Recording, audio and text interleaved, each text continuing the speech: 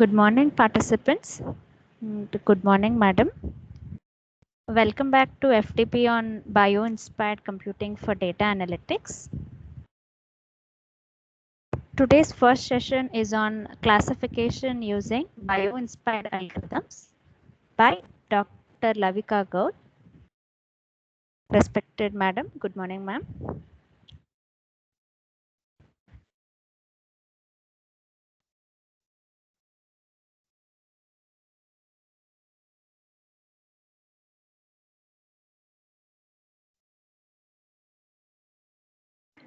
Thank you, Sharmani. It gives me great pleasure to introduce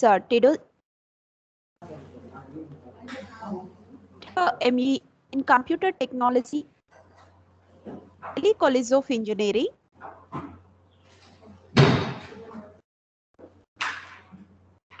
Currently, ma'am is working as an assistant professor in the Department of CSE at MNIT Jaipur.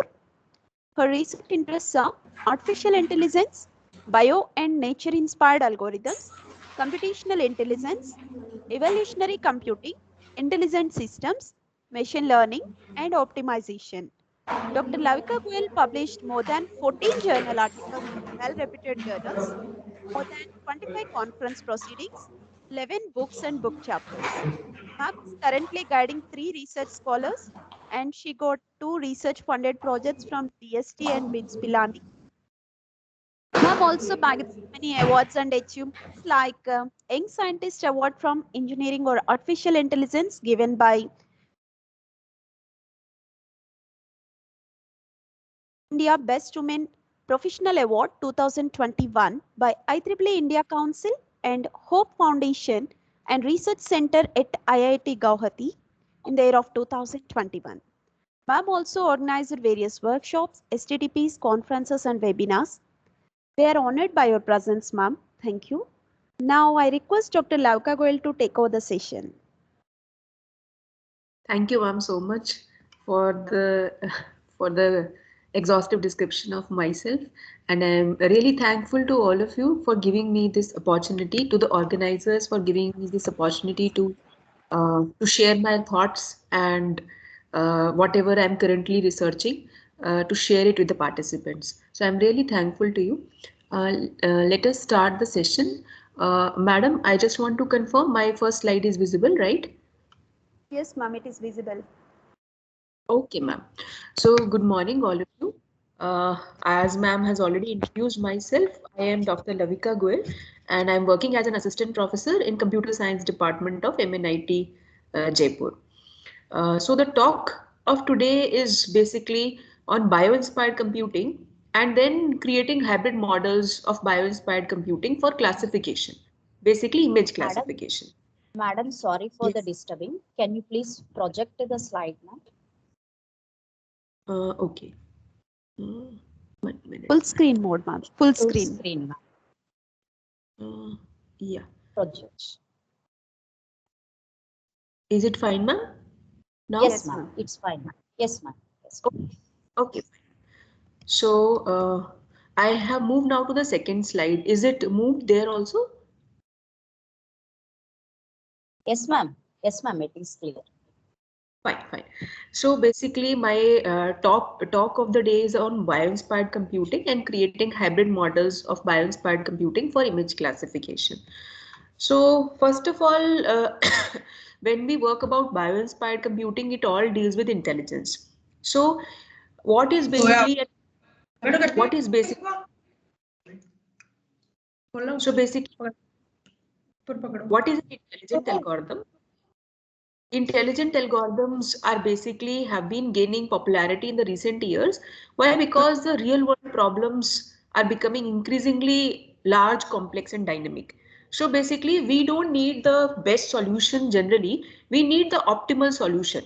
The optimal solution is the solution which can actually within a given time and space, it can provide you the acceptable solution. So intelligent techniques which come under the computational intelligence category, these techniques provide us near optimal solutions within the given time and space constraints. So that is why we switched over to computational intelligence, and they are actually able to simulate human mind. And these techniques have been applied in a variety of applications, like in fault diagnosis, robotics, pattern recognition, anomaly detection, etc. Uh, Now, basically, two applications which are the application domains of my research are in basically in terrain understanding. Under that, we have geospatial feature extraction and location prediction and path planning. So basically, geospatial feature extraction means that you have satellite images, and from those satellite images, you are trying to basically uh, extract certain features and use it for different purposes. For example, from a satellite image, you can extract that where are the water bodies, where is the rocky region, where is the barren region, and then you can use those extracted values for agriculture purposes. For example, if you can predict that where the water body is there, then you can do basically irrigation can be done automatically at that place, so it can be a good location for agriculture purpose. So basically, facial feature extraction is one such application. Other application which we deal with is location prediction and path planning application. And this is basically a military application where we are trying to find out the enemy base station prediction, that where the enemy can actually locate its forces. And then the second phase would be to find a shortest path of attack on that particular base station. So this location prediction application I am not currently discussing, but that is the application domains which we have been researching on, and I'll be discussing today about geospatial feature extraction. Now, there is a taxonomy of computational intelligence techniques which already existed, and it consisted of two paradigms: human cognition based techniques and nature inspired intelligent techniques. Under human cognition based techniques, fuzzy sets, rough sets, granular computing, perception based computing, wisdom technology, anticipatory computing, all these come under human mind model based techniques. And then nature inspired techniques, we have two categorizations which were already existing: artificial immune system based techniques and swarm intelligence based techniques. So under AIS, we have neurocomputing, genetic algorithms, cellular automata, membrane computing, and DNA computing. And under swarm intelligence, we have a variety of techniques. So variety of techniques under swarm intelligence, there are actually many techniques which are getting uh, developed these days, and people are actually adding very latest techniques to swarm intelligence. So we started with ant colony optimization that happened in 2004, and after that and before that, particle swarm optimization technique came up in 1995. Then biogeography based optimization technique came up in 2008, and now there are actually many n number of techniques like bacterial foraging, bee clustering algorithm, artificial swarmfish, cuckoo search, river formation dynamics. All these techniques are basically getting developed, and they are very it's very this swarm intelligence field is growing very speedily, and people are adding more and more techniques to swarm intelligence. So this was the existing taxonomy where we had only two categorizations under nature inspired intelligence. And what I have proposed, so this is one of my works only, where I have proposed a new taxonomy, a new paradigm under nature inspired techniques, that of geosciences. So basically, like the phenomena of like geosciences phenomena like plate tectonics, Big Bang crunching, ocean currents, volcanoes, earthquakes, all these are basically certain geosciences phenomena which we can actually use for generating an optimization algorithm. Now, how we will use them, that I'll tell you in the next slide. But this is the one new paradigm which we actually propose, and all the all the audience also can actually delve into this and try to make optimization algorithms out of this new paradigm. So basically, we can actually explore this paradigm, and I'll explore one such technique in this talk. So, first of all, why we actually moved over swarm intelligence and geosciences. So, initially we started with human mind based techniques like fuzzy sets, rough sets, etc. But they are actually very limited accuracy they have, and they fail.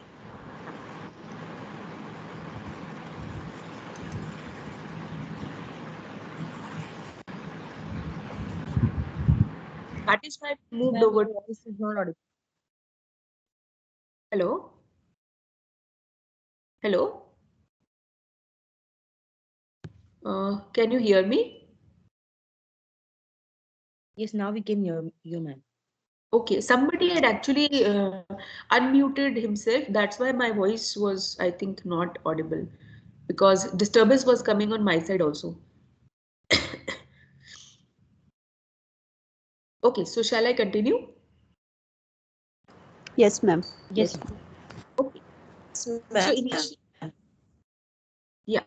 So initially we started with human mind based techniques, and these techniques were not able to handle the crisp and continuous data separately. So that is why we moved over to nature inspired techniques.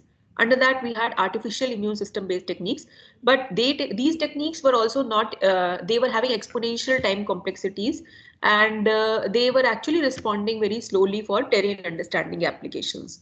So we moved over to swarm intelligence.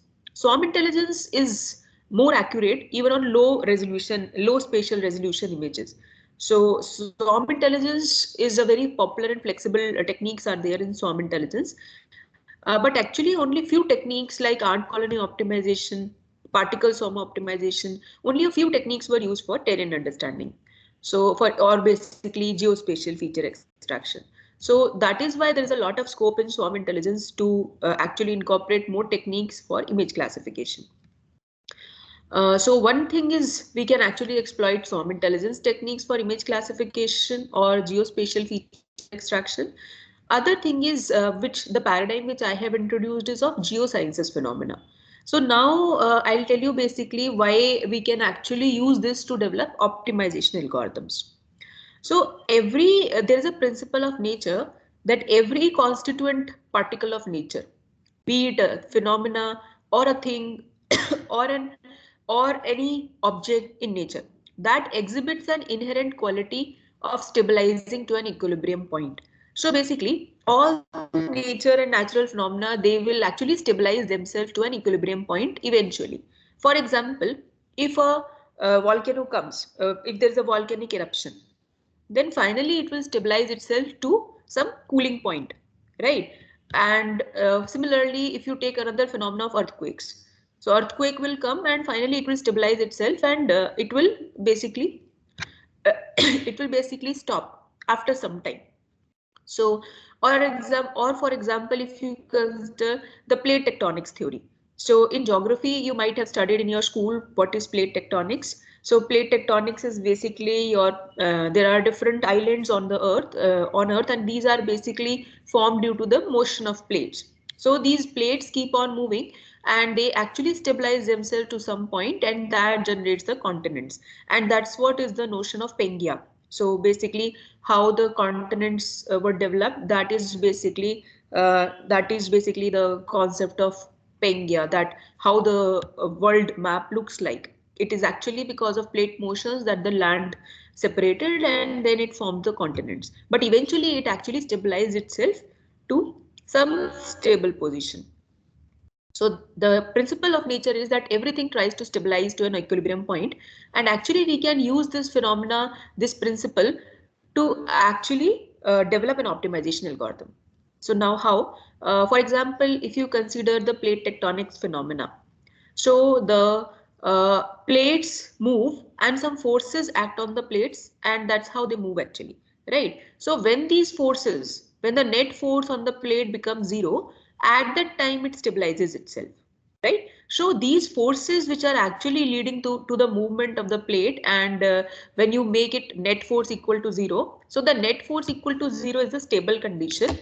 So that you can take it as an optimal point, and the forces which are actually leading towards the movement of the plates, these forces are your decision variables in the optimization algorithm, which actually influence your decision to reach the optimal point. So like this, you can make an analogy between the geographical phenomena and the optimization algorithm, and then you can try to model the forces as decision variables and the stability point as your optimal solution. And like this, you can actually develop an algorithm out of it.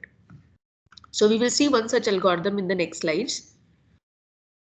Now the classification of swarm intelligence, we have the nature inspired techniques And under human mind-based techniques, these have the basic characteristics that they are robust, low cost and low cost solutions, but actually they use normal time. So they are very complex, like time complexity is very high. We have rough set theory in that, in these techniques. Rough set theory are basically, rough set theory is basically deals with imprecise knowledge, where you basically actually try to cluster the similar values together using some criteria. So rough set theory generate the similar clusters, and fuzzy set theory is based on the membership criteria. For example, generally we don't have 0 or 1. Generally, we don't say that this is there or not. We can have many intermediate values also, which can indicate the different degrees of membership in a particular concept. For example, if I say this today is hot, today is cold, weather is hot or cold. So in between also I can say today is warm. So it's always not Boolean answers. There are no true or false answers always. There are sometimes intermediate answers also possible. So actually to capture the intermediate answers, we allow various degrees of membership in a concept, and that's what fuzzy theory does basically. Then granular computing is basically we actually process the information at different levels of abstraction. So basically it's a way of dimensionality reduction, so that we can actually process the information at different levels of abstraction. And if we process the information at a higher level of abstraction, it is actually a way of reducing the dimensionality of the problem, so that we look for easier solutions for the reduced dimensionality. Then perception based computing is based that on the concept that we can have different perceptions, and according to different perceptions, learning can be accomplished at different perception resolutions. So, and then we have wisdom technology. It's based on the concept of adaptive judgment, because our judgment is basically we use the shared information. Sometimes we share the information, and if we are trying to predict something, we will actually consult our neighbors also, and then we will try to it will influence our decision eventually. So it's basically wisdom technology is based on the concept of adaptive judgment, where you adapt yourself to the other participants or other candidate solutions, and then you try to figure out a best solution. Then anticipatory computing is basically forms a predictive model, and it's basically uses some differential equations and predicts something. So you know the current situation, and based on that you learn some model, and then you can use that model to predict the output in the case of new situations. So these were about human cognition based techniques, and then nature inspired techniques are basically being used these days. And under that we have artificial immune system based techniques. And these techniques basically are main characteristics are they are error tolerant, and they are used for feature extraction, and they are adaptive dynamic. And we have different techniques like artificial neural networks. These days we are using different variants of artificial neural networks, like we have switched on to convolutional neural networks and then recurrent neural networks, but the basic was ANN. So artificial neural networks was the basic thing which was developed in 1994, and this ANN was basically using the concept of adaptive weights that can be tuned by a learning algorithm. So basically these adaptive weights could actually get tuned by a learning algorithm, and these weights were responsible for classification. So whenever you are given a classification problem, the way that you are tuning the weights, that would actually affect the accuracy of classification. So if your tuning is better, then the result of classification would be more accurate. So this was in the artificial neural networks. Then we have genetic algorithms. Genetic algorithms were based on the concept of mutation, selection, and crossover. And cellular automata. Cellular automata is basically based upon the concept of interaction. So basically, you are how how the local mechanisms of interaction are occurring. Basically, cellular automata are nothing but dynamical systems which are discrete in space and time, and they are based on the concept of local interactions. So how the locally how this how the these things are interacting with each other, the by the use of reversible and bijective objective functions. So these were basically the main criteria of cellular automata, and it was developed in 2006. Membrane computing is basically inspired by the structure of a living cell. And basic phenomena in membrane computing was that how the objects evolve parallelly according to some rules. So it is basically exploiting parallelism, that according to certain rules, how you can evolve parallelly, how you can generate the candidate solutions parallelly, the better solutions in each iteration, and until no rules are left to be applied. So basically, it exploits the phenomena of parallelism. According to specific rules, you can generate the parallel solutions and go on until no rules can be applied and until you reach the best solution. Then DNA computing is based upon again parallel information processing, but here we try many different possibilities at once, and they can be entirely different rules and possibilities which we can try at once, and it also involves parallel information processing. Then we have swarm intelligence. So swarm intelligence is basically a very important paradigm, and people are using it currently, and it's very popular also. Swarm intelligence is basically a self-adaptive framework, and it can work in dynamic environments and has a faster convergence rate. So basically, swarm intelligence obtain globally optimal solutions by the collective behavior of unintelligent agents working in a decentralized manner. So basically, the main characteristic of swarm intelligence is that it can obtain global solutions using local interactions. Like, it is based on the concept of information sharing. For example, ant colony optimization.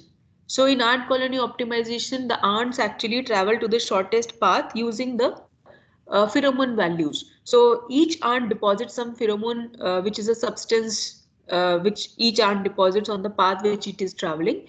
And then the more the ants travel on the shorter path, because the path is shorter, so more ants would be able to travel on the shorter path. So more pheromone would be deposited on the shorter path. So now the next ants which will travel, they will choose the shorter path because they will choose the path with the more pheromone amount. So the shorter path contains more pheromone, so they will also travel the shorter path. So this is the basic principle of finding the shorter paths using ant colony optimization. So the behavior of ants is that they actually exploit the shorter path by using the pheromone values. And since the shorter path will be more traversed because it's shorter, so in a given amount of time, if you consider three paths, let us say, and one is shorter, other is longer, other is the longest. So the shorter path would be, in a given amount of time, you will be able to traverse the shorter path more number of times, right? So in that case, more amount of pheromone would be there on the shorter path, and that's how the next ants would also travel the shorter path by seeing the amount of pheromone. So that is the basic concept of ant colony optimization technique, and it was developed in 2004. Particle swarm optimization is also basically an iterative technique, and with each iteration, it's trying to improve its solution with regard to a given measure of quality. For example, we take into consideration the position and velocity of each particle or each candidate solution. What is the position? That means what is the current value of the solution, and what is the velocity? That means how it can move towards the next best possible solution with what with what velocity, basically with what speed it can lead to an optimal solution in how many iterations. So based upon that, you are basically iteratively trying to improve your solutions with regard to position and velocity. Then biogeography based optimization. Biogeography based optimization is a population based algorithm based on the migration behavior of species. So in this algorithm, you consider that there are different islands, and a species migrate from one island to another based upon the characteristics of that island. So if an island is basically more suitable for habitation, then more species will migrate towards it. And it's basically, you say that the suitability index of that island is higher. That is why more species are migrating towards it. So basically, we exploit this migratory behavior and we use it for development of optimization algorithm. So what we do is, if a habitat is more suitable for habitation, then it is basically a better solution. And if a habitat is less suitable for habitation, then it is a poor solution. And the species, that means you have to basically migrate your decision variables towards the better solutions, so that finally you are able to get an optimal solution. So you have to model the values of your decision variables in such a way that they are actually iteratively improving themselves until you get the ideal values of the decision variables, which reach you to an optimal point. So that is basically the main concept of biogeography based optimization. It's inspired from migratory behavior of species. Then bacterial foraging optimization, it's basically based upon the foraging behavior of E. coli bacteria. And bee clustering is basically mimics the foraging strategy of honeybees to look for the best solution. So all these algorithms are basically based on different natural phenomena, but finally they are trying to develop an optimization algorithm out of these phenomena. Then artificial swarmfish is basically simulating the fish behavior, like the swarming action of fishes, preying action of fishes, local search of fishes. So they'll simulate these behaviors into an optimization algorithm. Then it's a different algorithm. It actually replaces the not so good solutions with the good solutions, because cuckoo does like this only. Cuckoo actually replaces the nest, and it actually replaces the its own nest with somebody else's nest, which is better. So that strategy we have exploited here, that we replace the not so good solution with the better solutions in each iteration until we reach an optimal solution.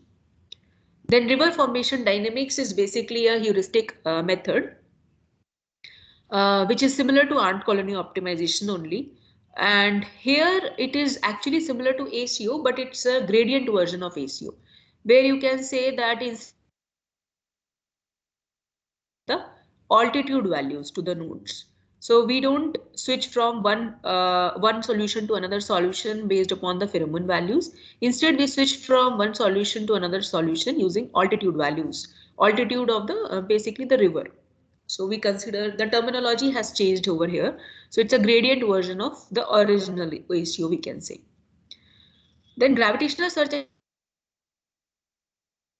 is basically the law of gravity, basically the equation, the forces between two masses is equal to G into m1 m2 upon r square, that we have all studied this equation. F equal to G m1 m2 upon r square. So basically your m1 m2 are the masses and r is basically the radius basically between those masses. So uh, so the force which is acting on these masses is inversely proportional to the distance between them. And we consider these masses as our solutions. And if it is a heavier mass, it's a better solution. And the force on exerted on that would be basically inversely proportional to the distance between the better solution and the worse solutions basically. So the worse solutions would get attracted towards the better solutions, and in each iteration it will iteratively improve itself to reach to a better solution. So that's the main concept over here. Charge system search is again an optimization algorithm where each solution contains a number of decision variables, and each solution is considered as a charged particle. And the charges attract each other, negative and positive charges. So it's basically based upon that phenomena to reach to an optimal solution. Then intelligent water drops is inspired by natural rivers. And how do you find the optimal paths to their destination? So basically, intelligent water drops are also intelligent, you can say, because they will actually follow the optimal path and reach to the river. So that's how the author Duan has proposed this intelligent water drops algorithm. Then firefly optimization, that is inspired by the flashing behavior of fireflies. and stochastic diffusion search is based upon the diffusion phenomena of nature, and it's also a global search technique. So basically, there are multiple techniques which are actually being developed every year, and in an year also there are multiple techniques which are getting developed. These are some of the techniques which I have just shared with you, and even there are many newer techniques like African buffalo optimization is there, then whale optimization is there, and then spider optimization is there. These all techniques are getting developed recently also. So some of these techniques I have shown over here. Now, what is basically I am proposing? So what basically we can actually work on is that we can actually work on another paradigm of geosciences instead of working on we can add more techniques in swarm intelligence, but at the same time we can work upon a totally different paradigm like phenomena of plate tectonics, Big Bang theory. These can be further exploited to develop optimization algorithms out of these, and we can actually propose an taxonomy which I have given earlier in the earlier slides. And these techniques, which we develop from geosciences phenomena, they can be used independently or in an integrated way for the development of optimization algorithms that can be targeted for some specific applications. Why I am saying this is because my observation is that uh, that computational intelligence techniques like human mind based techniques of rough sets, fuzzy sets, and then the swarm intelligence techniques of BBO, ACO, PSO, these have been targeted for some applications like land curve feature extraction, face recognition, traveling tournament problem, optimal power flow problem. All these have been targeted. But as far as terrain understanding is concerned, it is very difficult to state which technique is best for all situations because the characteristics of each image vary so greatly that we cannot say that we can use only a single technique for all the images. So we need certain hybridizations also of the intelligent techniques. So like this we can develop an optimization approach of feature extraction from satellite images. And also these techniques like rough sets, fuzzy sets, ACO, PSO, BBO, they were the few techniques which were developed for satellite imaging and terrain understanding applications. However, biogeography based optimization, cuckoo search, firefly optimization, and geosciences techniques of plate tectonics, etc., these have never been used to for the terrain understanding applications. So basically, we can exploit these techniques for image classification, terrain understanding, or geospatial feature extraction. And also we can make a hybrid of these techniques with the existing ones. So that those were my observations about all this, all this taxonomy. And so this was one of my papers which this is taken from one of my papers where I had proposed a taxonomy of computational intelligence in the conference in Mexico by IEEE Publications. So this taxonomy we had proposed over there and it got published. Now since I was talking about the geosciences phenomena, that we can exploit the geosciences phenomena for image classification and make a hybridization with the existing techniques, right? So now I basically uh, would like to explain some things about what we had actually done. We had actually researched. So we have actually tried to make a hybrid of biogeography and plate tectonics based optimization for water body extraction in satellite images. So now let us start with this concept. So what I have tried to do is we have tried to use biogeography and plate tectonics. So plate tectonics belongs to geosciences paradigm and biogeography belongs to swarm intelligence paradigm. And we have tried to basically make a hybrid of swarm intelligence and geosciences paradigm and use it for geospatial feature extraction. So that is what I have done in this particular project. And let me now I'll explain about some things about what we did in this project. So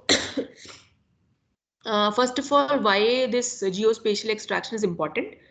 Geospatial extraction is important because we actually would like to extract the features from a satellite image, like where are water body present, where is barren area, where is vegetation area. All these features can be extracted from the satellite image, and then we can use it for developing the intelligent paradigm.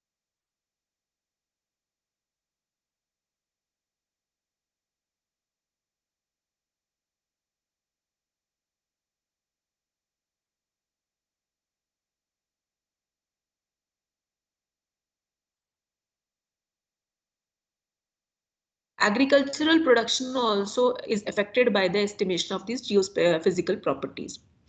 Now, why we are targeted water body extraction from satellite images? Because water transport is actually cheapest. So extraction of water body in hyperspectral images or in multispectral satellite images for which we don't have enough details of its terrain.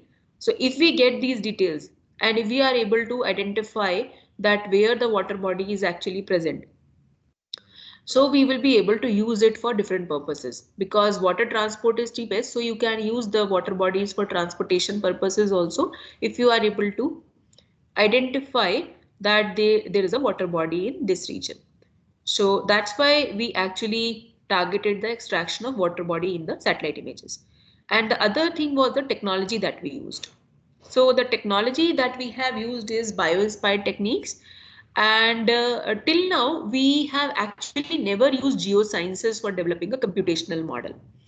So this proposed work demonstrates that a new geoscience-based approach for satellite image processing using an integration between plate tectonics and biogeography.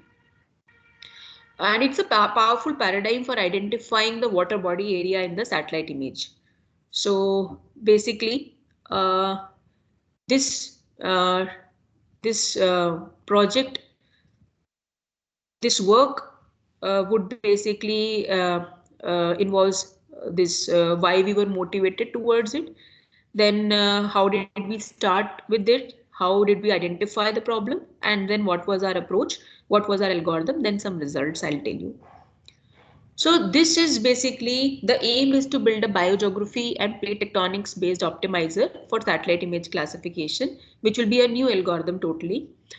Our motivation is that basically Earth is a system of systems, and we are considering one such system, that of plate tectonics.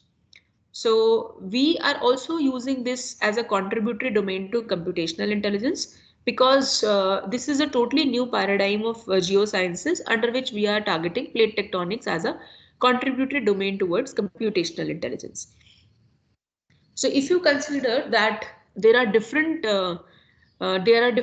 contributory domains to computational intelligence, like people have used biosciences, logic, cognition, psychology, philosophy. All these domains have been used for developing computational intelligent algorithms.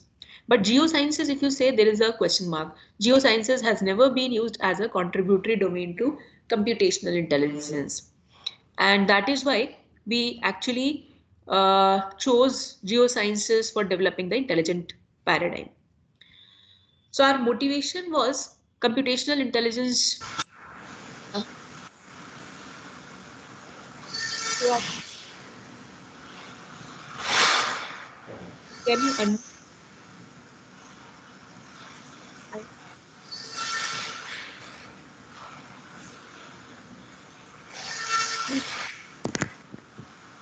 please mute yourself?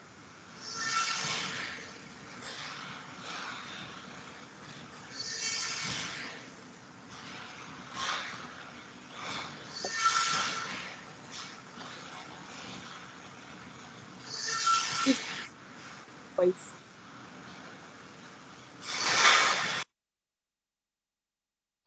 Yeah, now it is fine. Uh, so I'll continue. Uh, uh, can you hear me, all of you? Yes, ma'am. Okay. So our motivation was that we actually did not use geosciences till now under nature-inspired paradigm. So if you see, the two major categorizations were human mind-based techniques and nature-inspired techniques. Under nature-inspired, we have used swarm intelligence and AIS-based techniques, but for geoscience, there is again a question mark. So that is why we actually did a literature survey first of all, and we explored because we were trying to develop a hybrid of biogeography and plate tectonics. So we studied this book by J.C. Briggs, and in this book it was basically a relation between biogeography and plate tectonics was shown actually, that how these are related, how the biogeography, how the plate tectonics phenomena actually develop the different continents, and how the biogeography on different continents was actually dependent on the these plates. So how these plates were formed, these actually were affecting the biogeography on that island. So this book was a very good book which had all the mathematics and all the geography phenomena, all the forces which governed the plate tectonics. So we studied this book initially, and then there was a paper by Dan Simon, Professor Dan Simon. This was the original paper of biogeography based optimization, and it was written in 2008. So basically, this paper was basically a base paper of developing how the biogeography concepts were used for developing an optimization algorithm, and then this work was later carried out to use it for image classification and land curve feature extraction. So this was done in 2000. This was done just 4 or 5 years back only. Biogeography based land curve feature extraction. That was in 2015. So this paper was adapting biogeography concepts for land curve feature extraction, and what our aim was that we actually wanted to integrate biogeography and plate tectonics for this land curve feature extraction. So that is why we studied this book, and then we actually did a literature survey about plate tectonics. So plate tectonics and convection in the Earth's mantle towards a numerical simulation. That was again a paper. And there was again a paper on mantle convection and drift of Euro-Asian plates by Gorny. So these papers we studied actually. And initially we started with the biogeography based optimization paper where the maths of biogeography was discussed. So how biogeography can be used to formulate a general optimization algorithm. And then there were some specific applications which were also explained in this paper, like aircraft engine health estimation was done using BBO, and there were some results also. Then how did we use this biogeography for land curve feature extraction? So the paper on BBO for feature extraction from a satellite image, the results in this paper indicated that highly accurate features can be extracted effectively when BBO is used instead of other conventional classifiers. Now, main thing was to study plate tectonics and to study the numerical model of mantle convection to reproduce many of the features of continental drift and plate tectonics. So basically, we actually studied these mantle convection forces and what leads to the formation of different plates and how we can exploit this plate tectonic phenomena for image classification application. So, mantle convection and mantle lithosphere interaction basically happens due to the magma basically inside the earth, and there are some hotspot paleo positions which actually occur at the location of the mantle's plumes. So basically, it reveals the direction of the plate drift due to the forces which are acting inside the Earth's crust. The plates move in one direction, so they can collide, they can actually diverge from each other, they can converge, or they can actually move past each other. So these forces actually